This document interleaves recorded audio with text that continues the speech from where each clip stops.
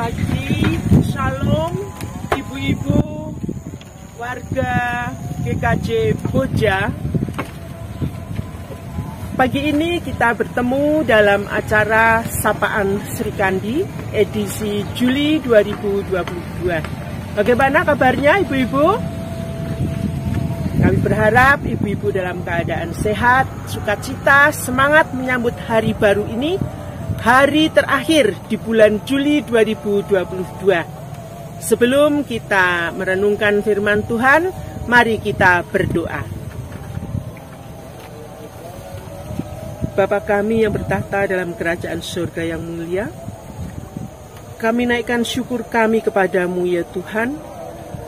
Engkau yang mengasihi kami, Engkau telah sertai kami, lindungi kami di dalam kami melewatkan malam peristirahatan kami. Dan kini Tuhan, Engkau bangunkan kami dengan tubuh yang telah Engkau pulihkan. Kami boleh bangkit dari pembaringan kami dengan kekuatan baru, dengan kesehatan yang senantiasa Engkau pelihara. Bapa di surga, sebelum kami mengawali aktivitas kami, pada saat ini perkenankanlah kami akan merenungkan firman-Mu yang akan menjadi dasar dalam kami beraktivitas sepanjang hari ini. Bapa di surga, kiranya firman-Mu akan menjadi berkah dalam kehidupan kami dan menuntun langkah kehidupan kami. Dan kami percaya Tuhan, Engkau mendahului langkah kami. Biarlah kami boleh taat dan setia mengiring Engkau di dalam aktivitas kami. Terima kasih Tuhan, urapi kami supaya kami boleh mempergumulkan firman-Mu dan boleh mengerti apa yang Kau kehendaki dalam kehidupan kami. Terima kasih Tuhan, kami serahkan hidup dan kehidupan kami hari ini ke dalam tangan kasih. Dalam nama Yesus, amin.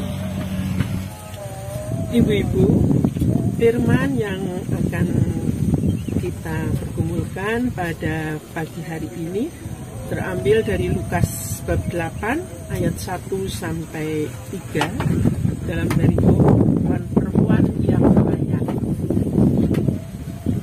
Tidak lama sesudah itu Yesus berjalan berkeliling dari kota ke kota dan dari desa ke desa memberitakan Injil Kerajaan Allah. Ke-12 muridnya bersama-sama dengan dia dan juga beberapa orang perempuan yang telah disembuhkan dari roh-roh jahat atau berbagai penyakit, yaitu Maria yang disebut Magdalena, yang telah dibebaskan dari 7 roh jahat, Yohana istri Kusa bendahara Herodes, Susana, dan banyak perempuan lain. Perempuan-perempuan ini melayani rombongan itu dengan kekayaan mereka. Demikianlah sabda Tuhan. Ibu-ibu yang terkasih di dalam Tuhan Yesus Kristus, satu kata yang akan kita pergumulkan dalam bacaan ini yaitu kata melayani. Menurut jenisnya adalah jenis kata kerja aktif. Ya, memang melayani ini boleh dikatakan sebuah pekerjaan atau boleh dikatakan juga sebuah aktivitas yang dilakukan untuk melayani. Tentu saja ada pihak-pihak yang dilayani. Tidak asing bagi kita karena merupakan aktivitas keseharian, rutinitas yang kita lakukan, yang karena sudah terbiasa dari waktu ke waktu, dari hari ke hari, sehingga tidak lagi memerlukan persiapan atau perencanaan yang rumit, baik menyangkut alat atau sarana maupun schedule atau pembagian waktu. Sebab ini merupakan satu kegiatan yang rutin kita lakukan hari lepas hari. Adapun kita sebagai ibu tentu juga tidak lepas dari pekerjaan melayani ini. Adapun area wilayah kerja pelayanan ini bisa dalam keluarga, melayani anak-anak, suami, bahkan juga segala urusan yang menjadi tugas ibu-ibu dalam pekerjaan domestik, dari urusan kebersihan rumah sampai melayani anak-anak berangkat sekolah, sampai dengan menyiapkan makanan dan sebagainya. Memang urusan pekerjaan domestik ini dominasi pekerjaan. Kemudian juga masyarakat, kita sebagai bagian dari masyarakat tentu tidak bisa menutup mata dengan kegiatan-kegiatan kemasyarakatan yang melibatkan ibu-ibu. Demikian juga ibu-ibu yang mempunyai tugas atau pekerjaan profesi yang tentu saja menuntut kemampuan kita sebagai seorang profesi, seorang profesional yang harus melaksanakan tugas, baik itu melayani atasan, melayani rekan sekerja, dan sebagainya, untuk melaksanakan tugas sesuai dengan profesinya. Adapun pelayanan ini hasilnya bisa diukur dengan kriteria tertentu, dengan standar tertentu, dan hasilnya boleh dirasakan oleh pihak-pihak yang terlayani dengan tingkat pelayanan yang tentu saja dikategorikan dari yang sangat-sangat memuaskan sampai yang biasa-biasa saja. Tentu saja juga di dalam pelayanan ini semakin baik melaksanakan tugas pelayanan, terutama di bidang profesi, ini ada penghargaan atau reward, baik itu dalam bentuk penghargaan maupun kenaikan jabatan dan sebagainya. Hal ini sudah lazim atau sudah umum dilakukan oleh perempuan manapun. Tentu saja tidak salah kalau kita melihat bahwa dalam keseharian secara umum perempuan-perempuan melakukan hal seperti ini, karena memang Tuhan juga memerintahkan kepada kita untuk bekerja, seperti pada firman Tuhan dalam Yohanes 6 ayat 27, bekerjalah. Bekerjalah. Pekerjaan-pekerjaan seperti ini tentu semua itu dicari oleh bangsa-bangsa di dunia yang tidak mengenal Allah, seperti dalam Lukas 12 ayat 30. Berkaitan dengan bacaan kita, apa maksud bacaan Alkitab yang menjadi renungan kita saat ini? Di mana temanya adalah perempuan-perempuan yang melayani. Kita akan melihat tentu ada perbedaan dari apa yang menjadi pengalaman kehidupan kita sebagai pelayan, baik dalam keluarga, dalam bidang profesi, dalam bidang kemasyarakatan dan sebagainya, dengan tema kita pada Lukas bab 8 ayat 1 sampai dengan 3 tadi. Siapakah perempuan-perempuan itu? Siapakah mereka? Mereka bukan perempuan hebat, bukan perempuan perkasa. Mereka adalah orang-orang sakit, orang-orang yang dirasuk roh jahat, yang telah disembuhkan, yang mengalami kesembuhan, terbebas dari penderitaan. Kita bisa membayangkan orang sakit, apalagi sakitnya sudah kronis, sudah parah, berupaya untuk mendapatkan kesembuhan walau dengan mempertaruhkan harta bendanya, tentu akan ditempuh.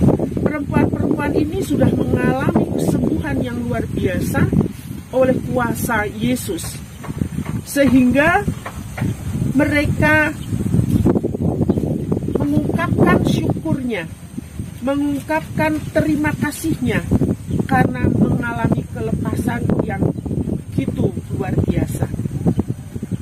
Justru perempuan-perempuan ini menjadi istimewa, bahkan tercatat kisahnya dalam Alkitab dan dibaca oleh orang-orang percaya sepanjang abad, sampai dengan kita pun pagi ini juga boleh menikmati firman itu.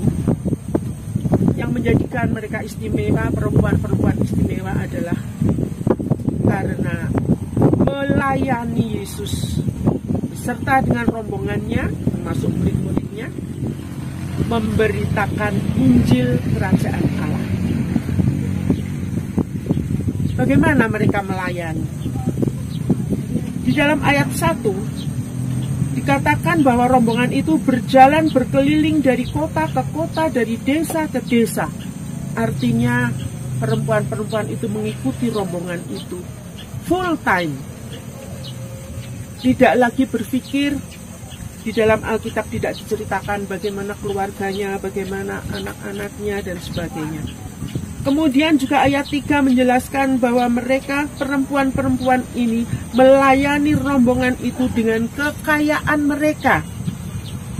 Jadi boleh dikatakan pelayanan perempuan-perempuan tadi all out. Dengan segala yang ada, dengan segala waktu. Itulah cara mereka mengungkapkan syukur atas karunia yang diterimanya. Mungkin kita bertanya, bagaimana hal itu jika pada saat ini kita harus seperti itu? Tentu saja memang beda konteksnya.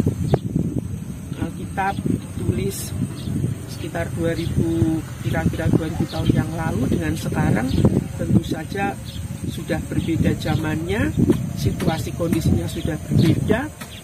Namun esensi dari pelayanan kita terhadap Tuhan tentu saja tetap sepanjang masa. Bahkan kita pada saat ini, perempuan-perempuan yang sudah juga mengalami kasih karunia di dalam Tuhan Yesus Kristus, yang juga memberikan kelegaan, kebebasan, pengampunan dosa, bahkan kasih yang luar biasa dari Allah. Tentu kita sebagai orang percaya yang terpanggil, dipilih dan dikuduskan, tentu juga dari kita dituntut untuk melayani Tuhan. Bagaimana kita melayani dalam kondisi seperti ini, di mana kita juga harus melaksanakan tugas-tugas yang sedemikian banyak. Dari segi waktu, untuk pekerjaan-pekerjaan kita pun kita masih kekurangan waktu. Pagi bangun sampai dengan malam, tidak terasa pagi lagi, demikian seterusnya. Waktu yang 24 jam itu terasa masih sangat kurang. Kita belum menyelesaikan ini, belum menyelesaikan itu.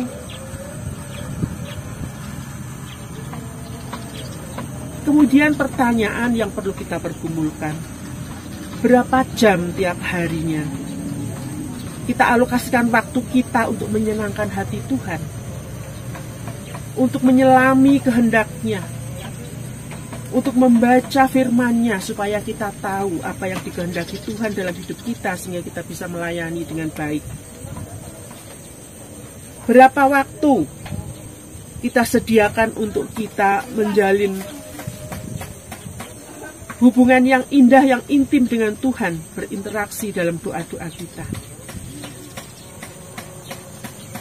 Menyangkut kekayaan, selalu dikaitkan atau dikonotasikan dengan materi. Ya, memang materi adalah salah satu saja dari sekian kekayaan yang dianugerahkan kepada kita. Masih banyak kekayaan-kekayaan kita yang lainnya.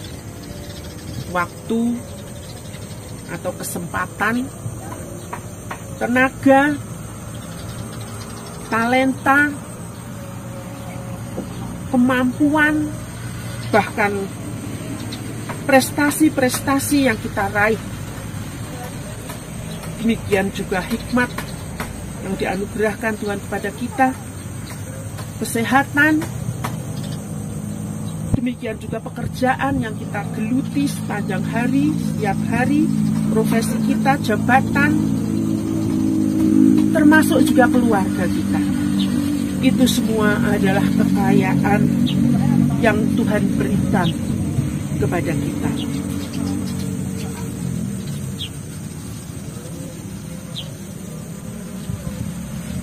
Kita dapat menggunakan semua itu untuk melayani Tuhan. Sepanjang kita menyediakan hati, sepanjang kita mengkhususkan waktu, sepanjang kita mau rela dengan penuh kerendahan hati, tentu semua ini dapat kita gunakan untuk melayani Tuhan.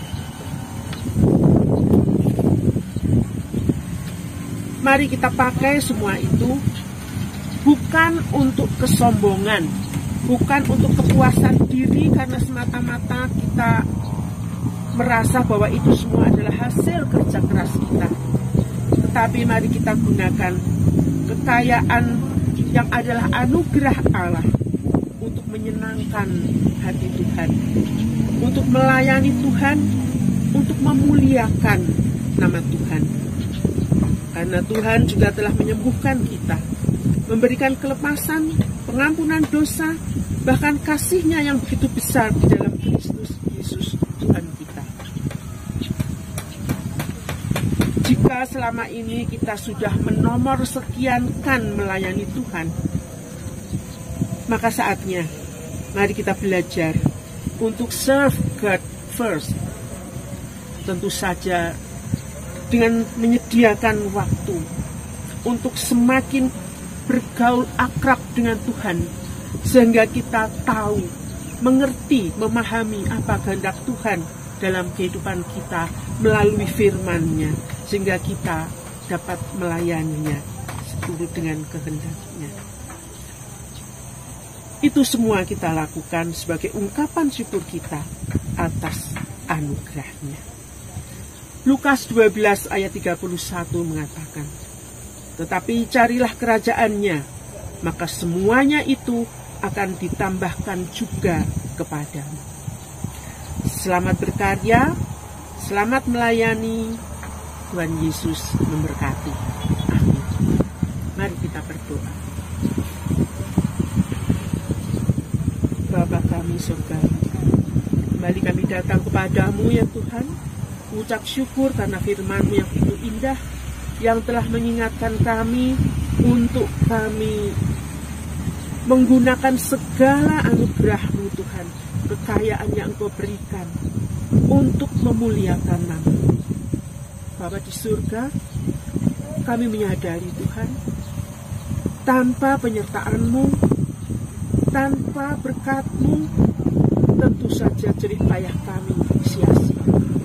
Namun Tuhan, Engkau memberkati, Engkau mencukupkan segala yang kami butuh, bahkan keberkahan keluarga yang ada di dalam kehidupan kami telah Engkau anugerahkan.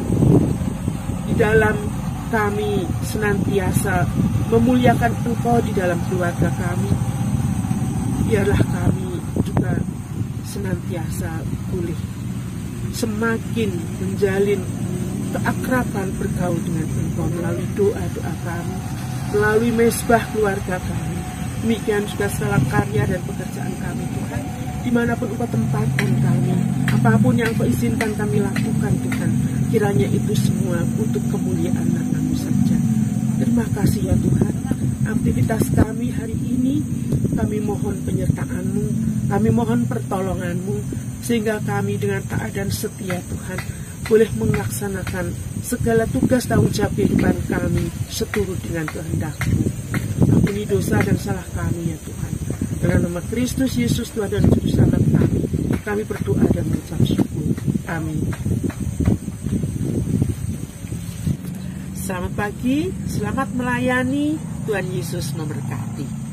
Sekian, salam sejahtera, salam sehat, penuh semangat, salam serikandi, hebat, hebat, hebat.